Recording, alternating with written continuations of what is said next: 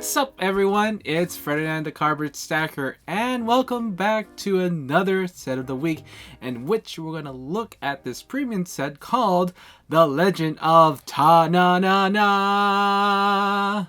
Now, this set is kind of themed around the Legend of Zelda parody kind of thing, but mechanically it's also set of discarding cards from your hand, what kind of cards and what type of cards you do discard. So let's go ahead and take a look at our first card. Master Take This has a play effect that if you discard up to 3 soldiers from your hand, you get 8 RP each. So you get 24 RP max when you do it. Although it's not going to hurt your hand as much, you can take up to 8 cards to the tournament. Discarding 3 would let you have 5 cards, which would work pretty much with the deck at the end if you do happen to have it. Now, if you're playing this card to its full extent by discarding 3 cards, I would advise you to get at least a deck or some accessories that allows you to get back either discard cards or that the cards in the tournament that you bring to happens to be more than the regular 8 that you can. Perhaps the most supportive card in this whole set is Paperboy, and he does give you 14 RP, which is really nice with a very good defensive ability. That is, if you discard cards for any reason, you can get those cards back at any number. So if you discard 1 card, you can always get that back, and if you discard 5 cards, you can get all those back as well. Doesn't matter if this is an opponent's effect or your effect. So all the cards in this set does something with discarding. So if you are having to either discard cards for an effect but still want those cards still back in your hand, this is a great card. It's probably one of the best cards you can do if you're doing this kind of style of play, that is discarding from your hand but also bringing it back so you can still play those cards. Our next card up is Princess Helga, and her play effect is you can discard up to 5 cards with different types, and you get 6 RP for each different types that you discard. Now you're looking up to 30 RP if you do the full complement of discarding all 5 cards. Of course, this is really easy to do. Just put in your hand as much different types you can. Of course, you can only bring 8 cards, which means that you do need support of either accessories or decks in which you can bring more cards. The next card is Mystic Hero Lincoln, and he has a play effect in which that you can discard up to 3 cards, then gain RP equal to their star ranking, and then for each card you discarded, you can get 3 plus 1 tokens for each one you discard. So discarding 1 gets 1 plus 1 token for each one you discard. Now, to get the maximum star value for this one, you probably will look at either master sets or even very high star ranking gold promo sets in which you can get the most out of it. You can look at it if you can get 8 each. That's about 24 if you can, or all the way to if you get cards from the promo set Legend of Final Badass, that will give you up to 30 RP if you're able to put all those cards in your hand. Then again, this is another card just like Master Take This, in which that you probably want to bring more cards than you need to, due to the fact that you'll be discarding lots of cards, which brings your hand down.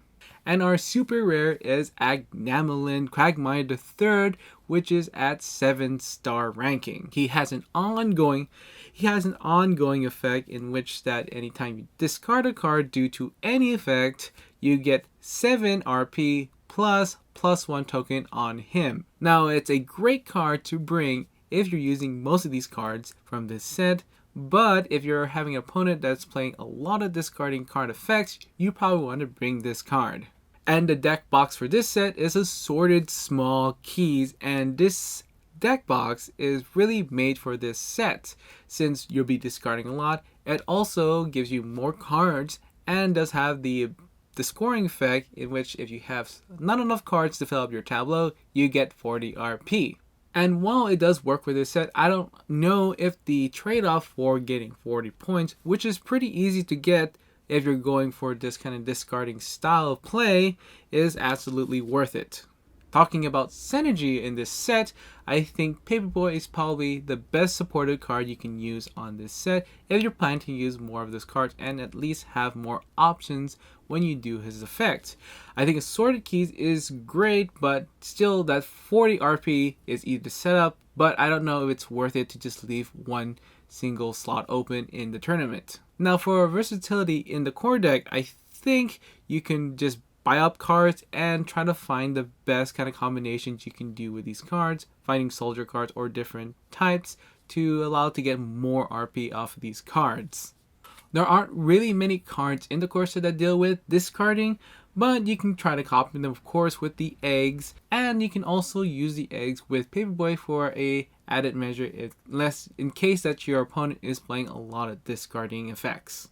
And moving on to compatibility, I think Black Flags, Black Waters is a great set to look for these cards. You're looking for Cannoneer Barrel, which allows you to gain 2 RP for any card discarded anyway. So if you see people going for this set, or if you have other cards yourself that you're discarding, you can gain 2 RP for that.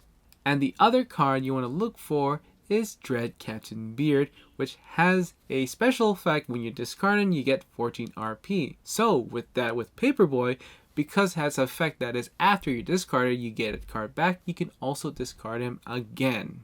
Specifically for Mystic Hero Lincoln, you want to look for cards with a lot of star ranking. Either look at that if any cards from the master set or from promo cards, especially Legend of Final Badass, with each card giving you 10 star rankings. And I do like to add that Master Take This and Mystic Hero Lincoln are kind of very similar. Master Take This can give you 8 RP for each soldier discard, while Mystic Hero Lincoln gives you the number of RP equal to the star rankings to the card that you discarded. So Master Take This is a little easier to set up with to get all those RP with soldier cards, while Mystic Hero Lincoln can give you a bit more flexibility, but if you work hard enough, I think the payoff is a little better if you can use Mystic Hero Lincoln. I think this is a great set, especially working on synergy, and it can also work anywhere else. And one of the nice things about this set is that it gives you a lot of RP with a very easy setup. Although the con of it is of course getting all those cards ready for your hand. You may not have enough to play with if you don't have some cards to bring to the tournament that increases your hand limit. And that does it for another set. So that was the Legend of Tanananah. And if you have any opinions or you want to share some combos that you found with this set, let me know. I would love to find out. And as always, before you leave, give me a thumbs up. That always encourages me to make more videos, and subscribe so you can stick with more Millennium Blades. Until next time, see you later, Bladers.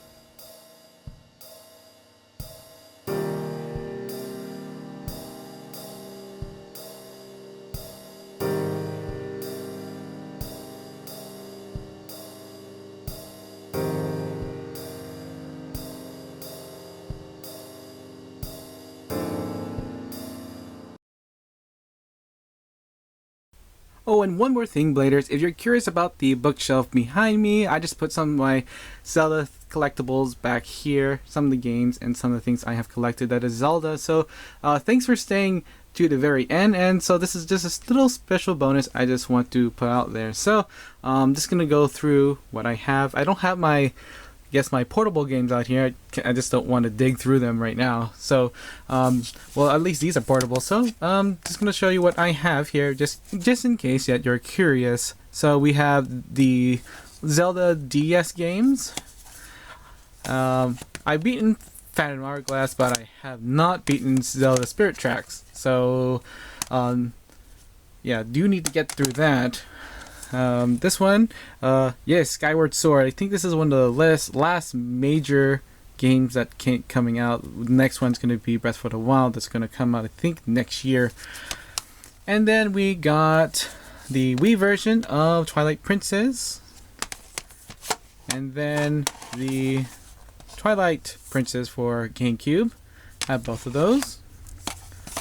We have the special edition. This is a only edition you can get through, I think, a special promotion. Don't know. I forgot how, but this contains both the Ocarina and the Master Quest. For the Ocarina of Time, this is also another promotion that you can only get through a special means. It's a little dirty, yes, I know. So I think this is one you can get through getting one of the special GameCube bundles. That's how we got our GameCube, so that's one we got for that. And then one of my favorites too is the Four Swords Adventure. Always fun to play. Do have a couple of Game Boy Advances. Sometimes we play it. We're working on Final Fantasy Crystal Chronicles right now, so not playing that one much. I beat it with 3 people, so that was kind of cool. Anyway, moving on. One of the original Zeldas. I think I have not seen this in a gray cartridge. I was seeing this a gold cartridge, so I never ever seen that as a gray cartridge. But this is one of the ones we have for a very long time. Just a note, I never beat this game. I only played just a little bit of it. The game I did beaten, I think, several times is this one. So, I don't know. This is kind of like the black sheep of the Zelda series. I do like it a lot. And it's kind of fun. Some people say it's hard or kind of like it's not really a Zelda kind of thing. But I do enjoy it a lot. And then we get to the infamous Zelda games from the CDI. Yes, I do have these, and occasionally I do play them just for nostalgia purposes. So we got Link, the Faces of Evil. This is more of a childhood kind of thing. That's why it's a little more just nostalgic for me. And I do happen to like it. I think the game is good. I think as a Zelda game, it's horrendous, but the game itself is not that bad as people would say. Also got the sequel to that, Zelda, The Wand of Gamelon. So I think this was done in a hurry from the game developers. I think this is just a slightly better game than that. So you get all kind of the same monsters, they kind of have the same sprites in there. But oh well. If you haven't heard of these, you can go look it up in a different video, and they'll just say about a bunch of bad things about it. Kind of more related to this game, the Adventure of Link. Anyway, kind of in that play style. And then we get to the music books. If you don't know, that I am a composer and a musician, so always love to collect these kind of video game stuff. I have tons of video game just piano reductions. Unfortunately, I do want to have scores, but I don't release scores. That's kind of sad. So we got one for Majora's Mask. These are really expensive too, and they're kind of rare to find. We got the Ocarina original soundtrack. This one's really hard to find. I think is the Wind Waker soundtrack. Got at a good price too. So yeah. And we got the kind of like a compilation of some of the earlier ones all the way up to Wind Waker.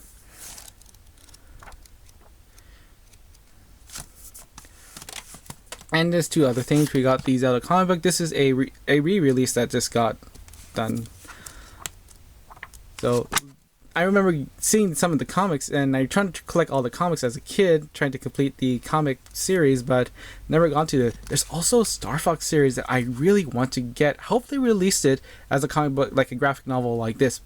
The art's kind of based on, the artist is Shotaro Ishinomori. I think this is the same person who does the Cyber 9 series. I think that's what it's called.